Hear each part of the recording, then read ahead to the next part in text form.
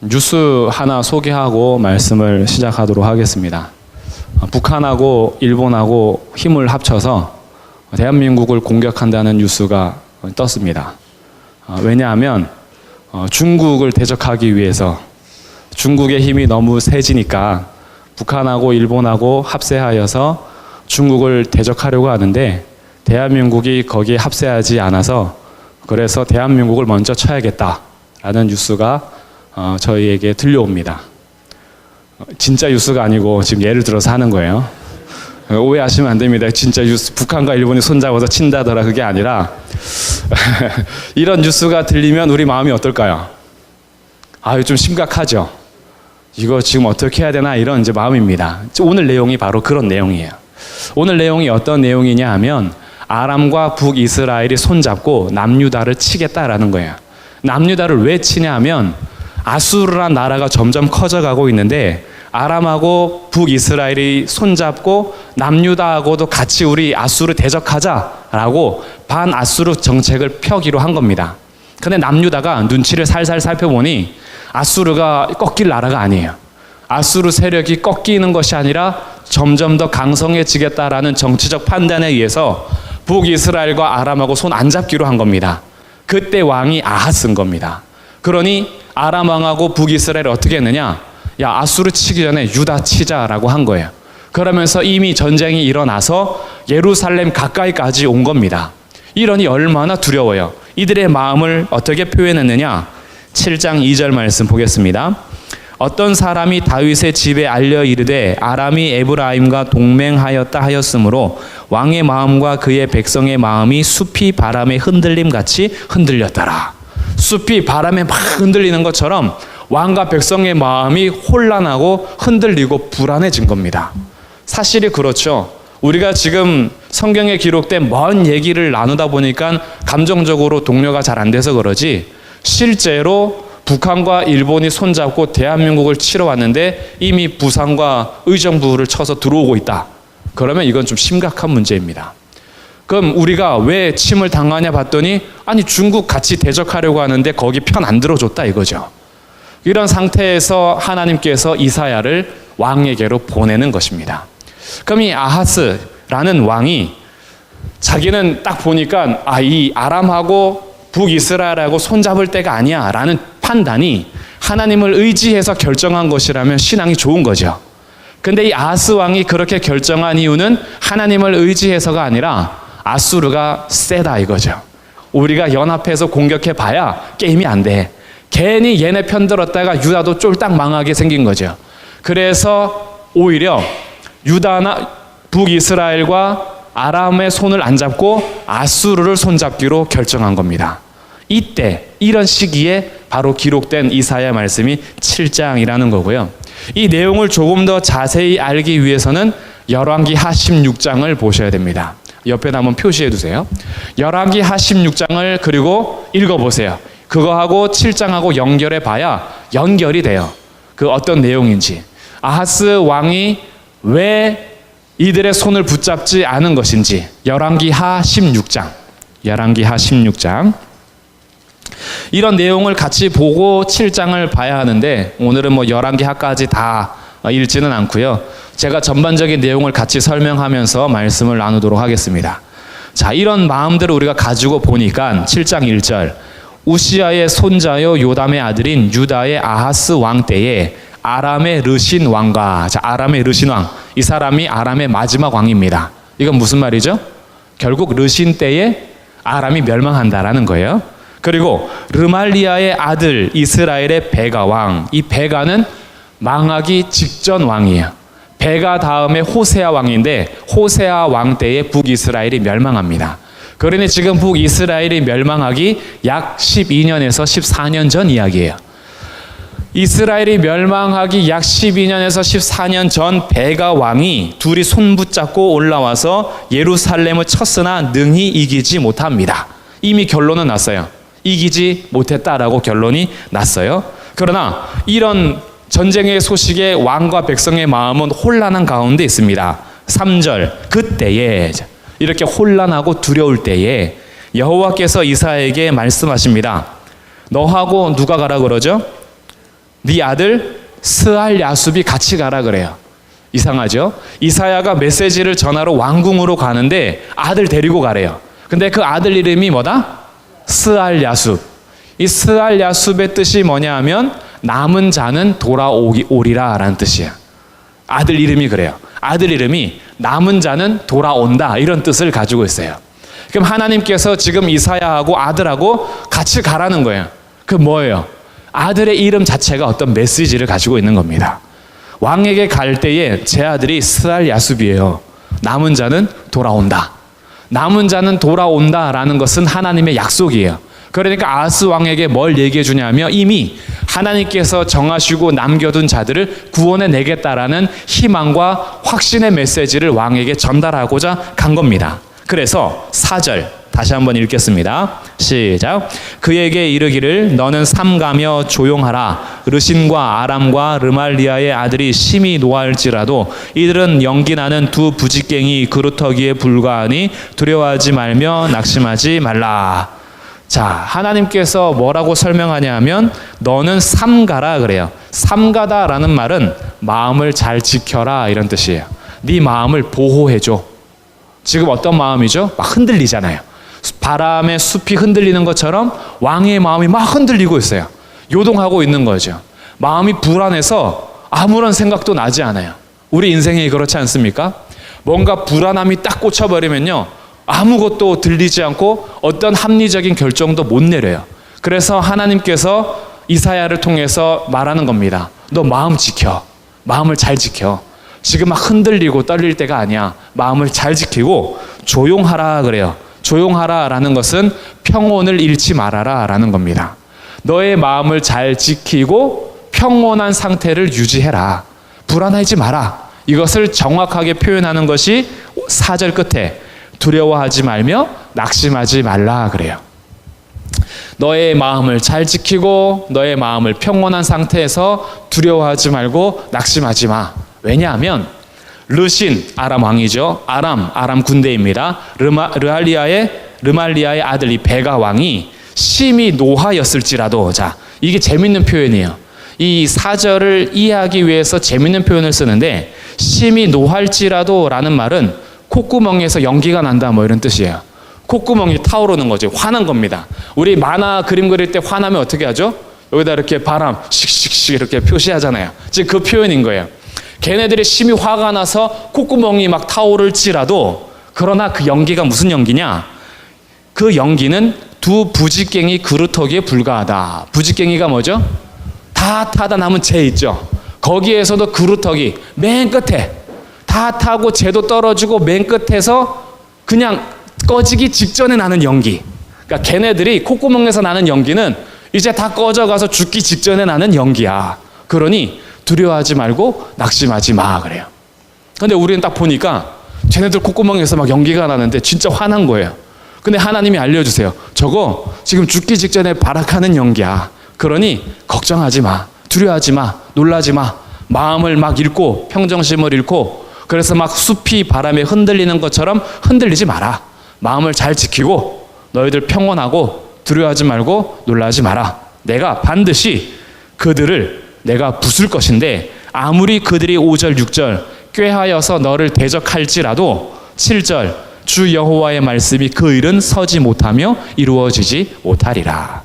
걔네들이 연합해서 작전 짜서 너희 나라 친다 그래도 걱정하지 마. 그것은 이루어지지 않아. 왜? 내가 있잖아. 내가 너희의 하나님이고 너희의 머리가 돼 라고 말하시면서 8절 9절 말씀으로 연결되는 겁니다. 이사야 말씀이 쉽지 않죠. 그렇죠? 근데 이사야 말씀이요, 사실 저도 언제 다시 할 수 있을까라고 할 정도로 이사야 말씀 이렇게 1장부터 잘 안 합니다. 왜냐면 이사야 말씀이요 쉽지 않아요.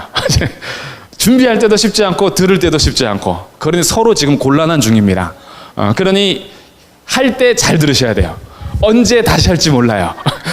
지금 이 8절 9절이 어디로 연결되냐 하면 하나님께서 이들의 꾀하는 것들이 이루어지지 않을 건데, 왜냐하면 머리를 이제 말해줍니다. 머리. 아람의 머리는 뭐고 이스라엘의 머리는 뭔지에 대해서 말해줘요. 이걸 왜 말하는지 뒤에 가서 설명하겠습니다. 8절. 대저 아람의 머리는 어디죠? 다메섹이다. 다메섹의 머리는 뭐죠? 르신이에요. 아람의 머리는 다메섹이고 다메섹의 머리는 르신이라는 것은 제일 꼭대기에 누가 있다라는 거죠? 르신이 있다라는 거예요. 르신은 신발 이름이 아니라 사람 이름이에요. 르신은 왕 이름입니다. 그러니까 아람의 제일 꼭대기에는 사람인 왕 르신이 있다라는 겁니다. 그러면 에브라임 9절. 에브라임의 머리라고 할 때 이 에브라임은 북이스라엘을 대표하는 도시 이름이에요. 그러니까 에브라임은 전체 북쪽 이스라엘을 말하는 거고요. 그 머리는 어디라 그러죠? 사마리아다. 사마리아의 머리는 뭐다? 르말리아의 아들이다. 이 르말리아의 아들이 베가 왕입니다. 그러니 북이스라엘의 꼭대기에도 누가 있어요? 베가 왕, 사람이 있는 거예요. 자, 아람의 꼭대기에도 사람이 있고 에브라임의 꼭대기에도 사람이 있어요. 그럼 사람은 영원한가요? 유한한가요? 유한하죠. 강하고 전능합니까? 약합니까? 약하죠. 아람과 북이스라엘의 꼭대기는 약하고 유한한 존재인 사람이야. 그러면 여기서 말해주지 않는 게 있어요. 너희의 머리는 누구냐라는 거죠. 예루살렘 유다의 머리는 누구예요? 다윗입니까? 누구죠? 하나님이죠. 하나님. 너희의 머리는 사람이 아니라 하나님이야. 그러면 하나님은 영원합니까? 유한합니까? 영원하시죠. 전능하십니까? 약하십니까? 전능하시죠. 그러니까 하나님께서 그들이 아무리 짜고 너희를 대적할지라도 이루어지지 않아. 왜? 그들의 꼭대기는 사람이지만 너희의 꼭대기는 나야. 하나님이야. 그러니 그들이 머리 삼아서 대적하는 모든 것들은 나한테 게임이 안 돼. 그러니 걱정하지 마라 그래요. 근데 이런 것이요, 우리들의 삶에 딱 비추었을 때 우리들이 사실 염려하는 것들은 다 이 땅에 있는 유한한 것들 때문에 걱정과 근심과 염려가 많아요. 사실 지나고 나면 아무것도 아닌데 그때 당시에는 그것 때문에 아무것도 안 보일 때가 있어요. 오히려 뒤돌아서서 그때 그 작은 일 때문에 내가 왜 그렇게 두려워했고 떨었고 내 눈이 가려졌을까? 이런 상태가 우리에게 있습니다. 그때 하나님께서 오늘 이사야를 통해서 말씀해 주시는 거예요. 걱정하지 마. 너희 두려워하지 말고 낙심하지 마. 사람의 머리가 너희를 어떻게 할 수 있는 게 아니야. 너희의 머리는 나 하나님이다 라는 겁니다. 그래서 오늘 중요한 게 있어요. 내 인생의 머리가 누구인지 정확히 하셔야 됩니다. 내 인생의 꼭대기에 있는 것이 돈이면 돈이 사라질 때 내 인생도 끝납니다. 내 인생의 꼭대기가 사람이면 그 사람이 끝날 때 내 인생도 끝나는 거예요. 내 인생의 꼭대기가 하나님이면 영원한 하나님과 함께 내 삶은 영원합니다. 우리의 머리가 누구냐에 따라서 우리의 삶의 존재가 달라지는 거예요. 특별히 교회도 마찬가지입니다. 교회를 주도하고 있는 꼭대기가 돈이면 재정이 어려워지고 재정이 사라질 때 그 교회는 문을 닫아요. 교회 꼭대기에 사람이 있으면 그 사람이 사라지는 순간 그 교회도 끝납니다. 그러나 교회의 머리가 예수 그리스도면 그 교회는 영원합니다. 우리의 머리는 누구인가요? 나는 누구를 머리 삼고 있습니까? 세상의 권력, 세상의 물질, 세상의 사람들, 내가 자랑하는 학벌, 내가 자랑하는 내 성격이나 집안, 이런 것이 내 머리가 되면 그것이 사라지는 순간 우리들도 끝나는 거예요. 그러나 우리의 머리가 예수 그리스도면 우리는 연약할지라도 머리 대신 예수님께서 우리의 삶을 완전히 보호하십니다. 그러니 주님 외에 주인 삼았던 것들을 이 시간 포기하는 것이 진짜 영광과 자유를 누리는 거예요. 오직 하나님만이 우리 머리이심을 고백하는 시간 되길 주님의 이름으로 축복합니다. 진짜 우리 머리는 하나님밖에 없는 거죠. 이렇게 머리에 대해서 말씀하신 하나님께서 10절 아하스에게 다시 말씀하시는 것이 있습니다. 무슨 말씀을 하는지 11절 읽어보겠습니다. 시작.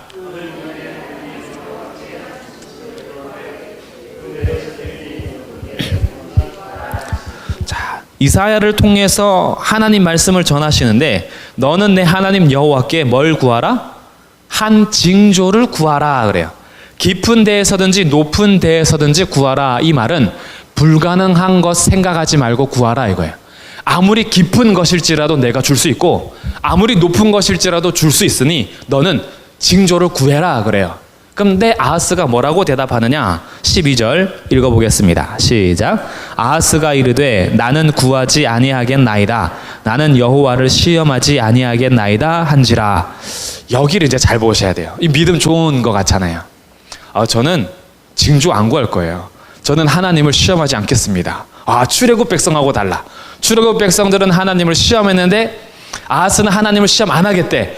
이렇게 연결하면 이게 믿음 좋은 건데 절대 그런 뜻이 아닙니다. 지금 아하스가 하는 대답은 뭐냐 하면 저는 이미 아수르를 의지하기로 결정했기 때문에 하나님께 구할 이유가 없습니다. 이런 말이에요. 나는 하나님 앞에 구할 이유가 없어요. 왜? 나는 아수르로 결정했거든. 이게 아하스의 대답인 겁니다.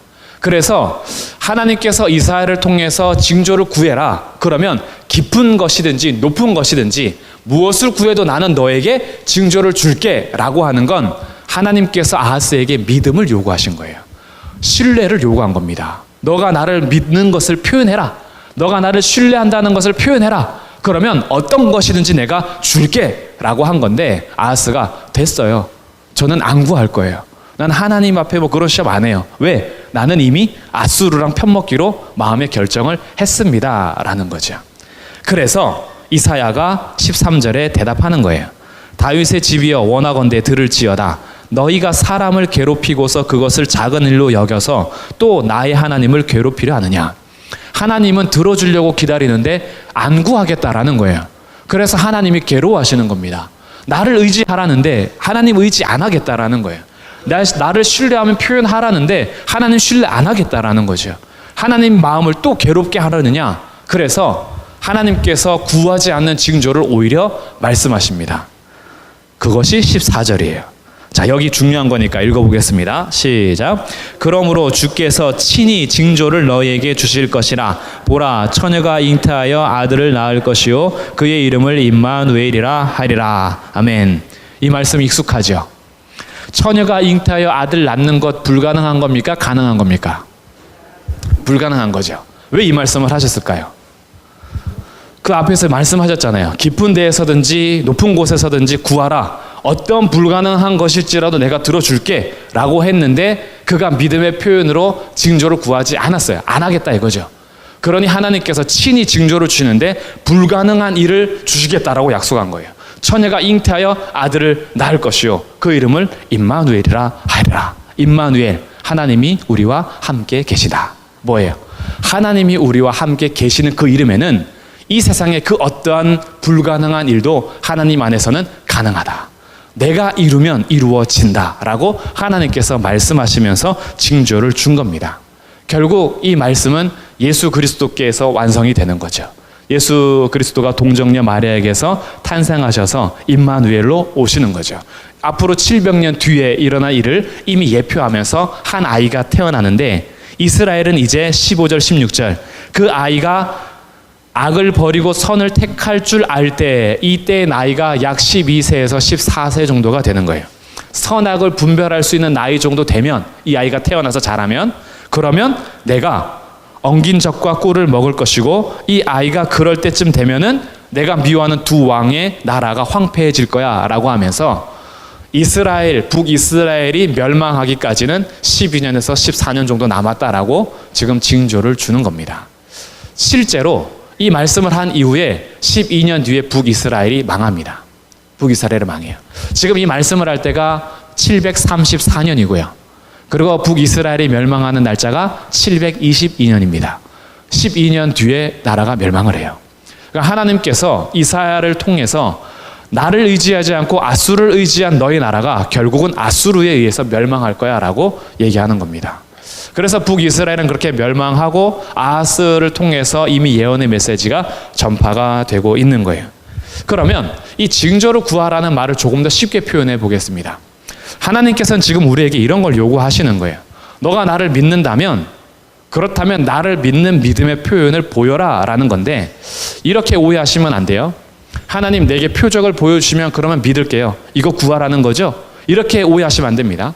어떤 기도 응답을 원하는 게 있는데 그러면 하나님 제가 물을 이렇게 쏟을 테니까 물이 위에서 안 떨어지고 밑에서 확 올라오는 거 보여주십시오. 그러면 제가 믿겠습니다 라고 어떤 기적적인 표적을 구하면 믿겠습니다 라고 말하는 식으로 징조를 구하라는 게 아니라 내가 주님을 믿는다면 세상을 의지하지 않는 그 믿음의 결단과 행동을 보여라라는 거예요.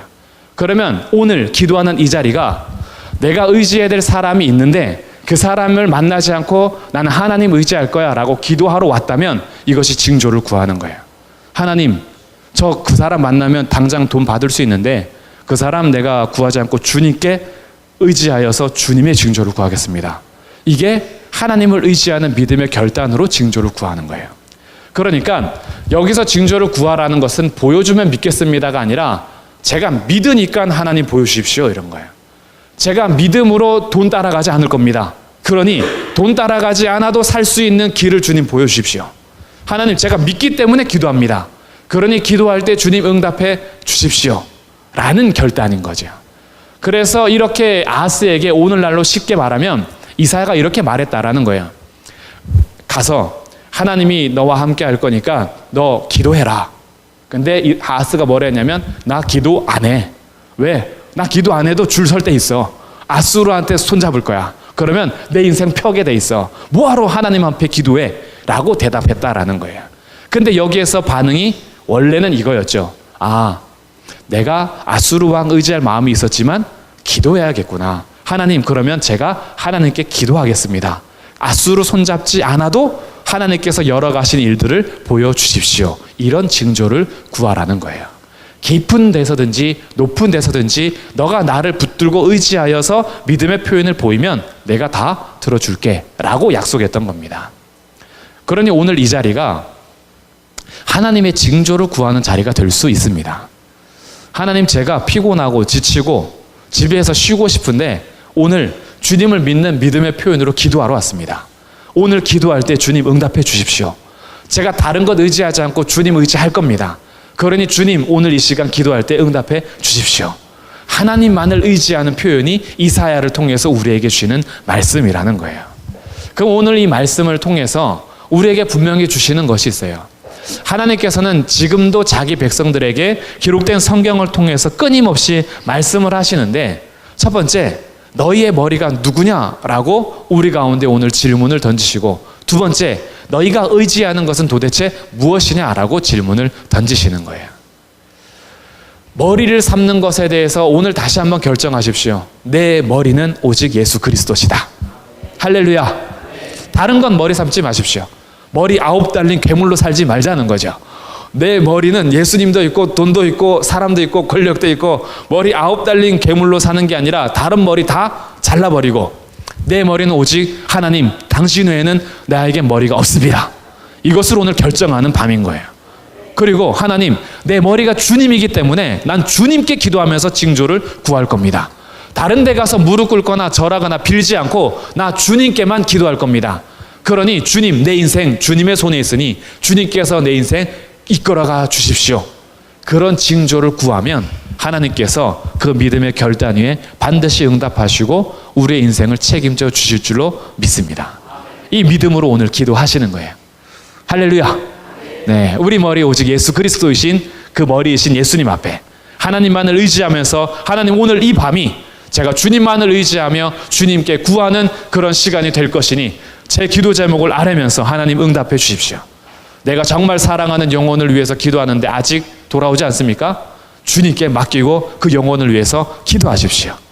경제적으로 어렵고 힘들어서 늘 삶 속에서 허덕이는데 이것이 잘 펴지지 않습니까?